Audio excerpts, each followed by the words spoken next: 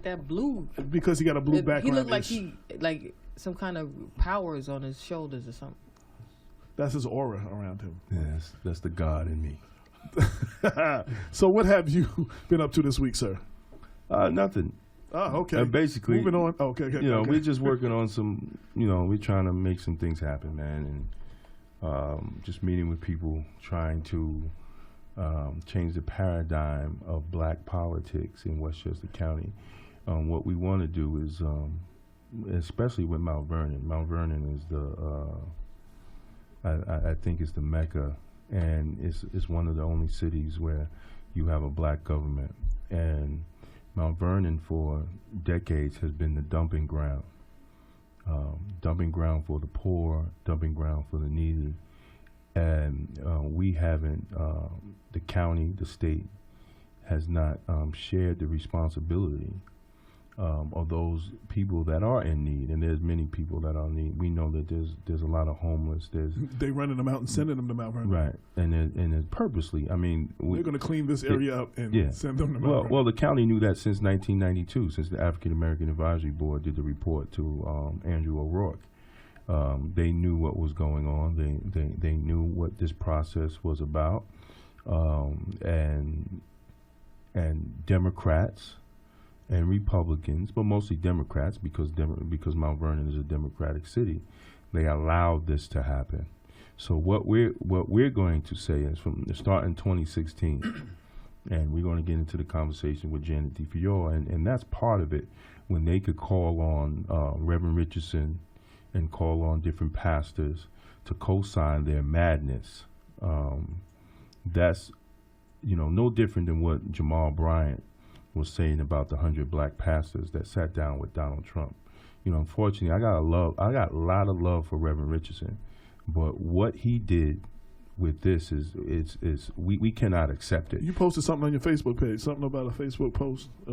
Yeah, I posted it, and we'll get. I think we're going to go deep into it, but he has to be called out, man. We got to start calling these elected, especially the black ones and the black leaders in Westchester County.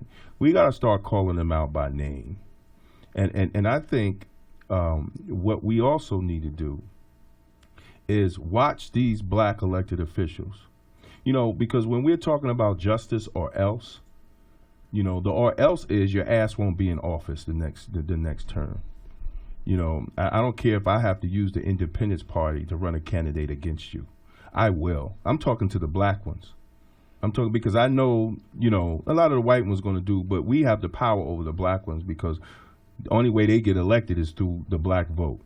So if you go up there in Albany, and I'm talking to you black senators, and I'm talking to you black assembly people, all of y'all from Westchester, you go up there and we find out that you voted yes, we're going to run somebody against you.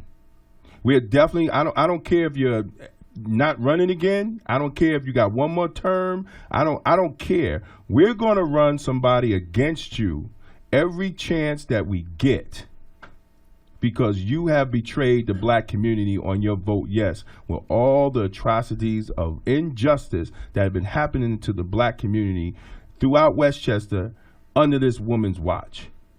Okay, you said vote yes. Vote yes for what exactly? Because they have to vote to confirm her. Okay, no, I just wanted to explain. Right, he nominated her, but now the Senate and the Assembly has to vote yes. She's going to get the votes.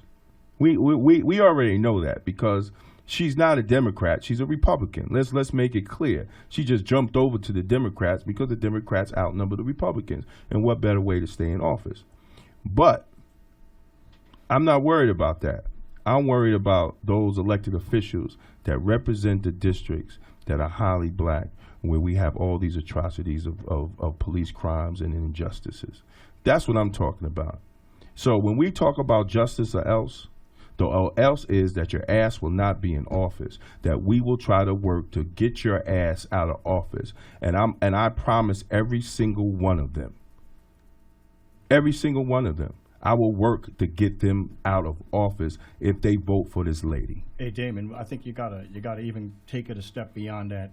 and you got to apply it equally across the board. It doesn't matter if you're black, white, Asian. It doesn't make a bit of difference. Pull your mic a little closer to it. And the reason I say that is this, okay? You got to have everybody respect the vote, and everybody's got to respect the community.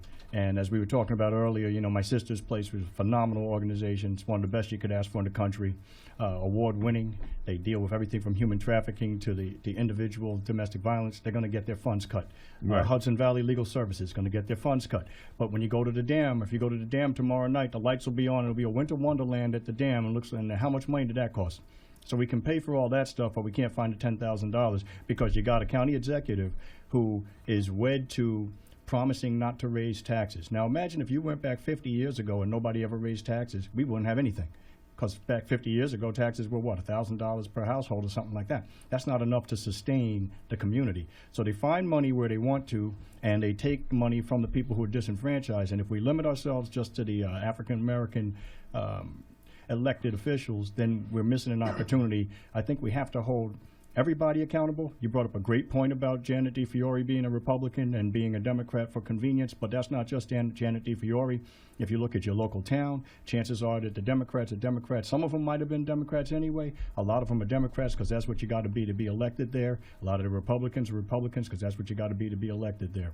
And if you look at it and go beyond all that stuff, because neither party historically has done very much for black and brown people in this country, and that's what has to change. We got to change that paradigm. I think we have to stop spending our money in communities that don't do right by us. So, for instance, if Yonkers has a problem with police brutality and their elected officials don't take action to stop that, we need to stop spending dollars in Yonkers.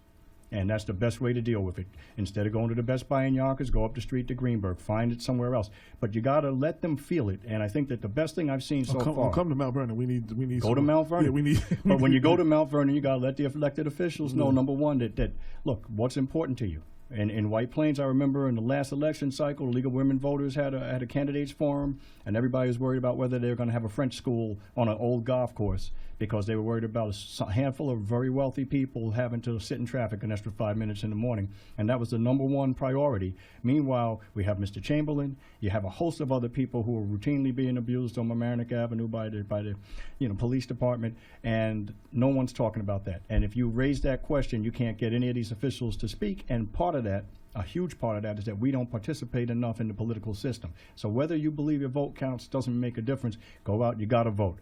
Go to the candidate forum. Let them know what you think is important. Because if we don't do that, we'll always be here reacting. Right now, we're going to be responding to whether Janet Difiore should be the chief judge of the Court of Appeals, and that's great. But you know what? It's going to happen. Number one, most likely. Number two, what do we do after that? So a lot of people who get interested in that forget all about it. You don't hear from them again until the next incident occurs.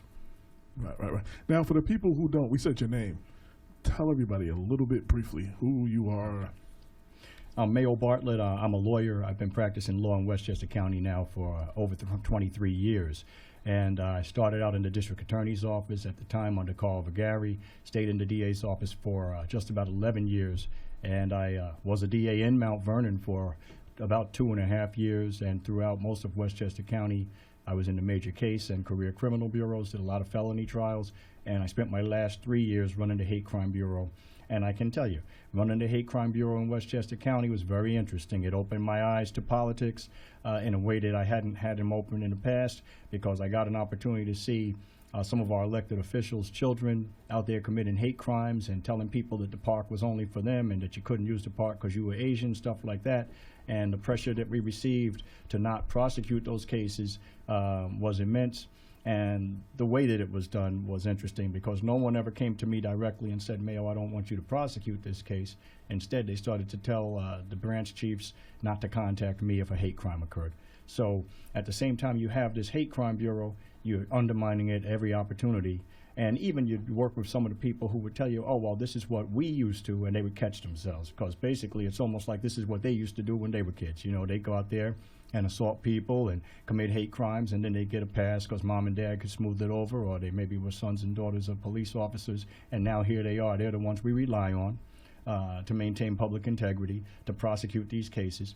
And again, if you look at Kenny Chamberlain's case, okay, Mr. Chamberlain's father, when we're sitting in the DA's office, and we're preparing for a grand jury presentation, and one of the assistant district attorneys who's about to present this case to the grand jury has a Police Benevolent Association mug on her desk, a White Plains PBA mug on her desk. That's now, right. Now, how in the world are we expected to get justice if she's sitting there talking about she has a PBA mug on the desk? Imagine the O.J. Simpson trial, and Judge Ito has a O.J. Simpson memorabilia up on the bench, and he's sitting there and he's presiding over the case. And imagine being a police officer. If you walk in there and the DA has a shirt on that says "Justice for Kenneth Chamberlain," you think that you're going to get a fair shot at it? Absolutely, absolutely. Now, most people who listen to People Before Politics and read Black Westchester should know who you are, but for the few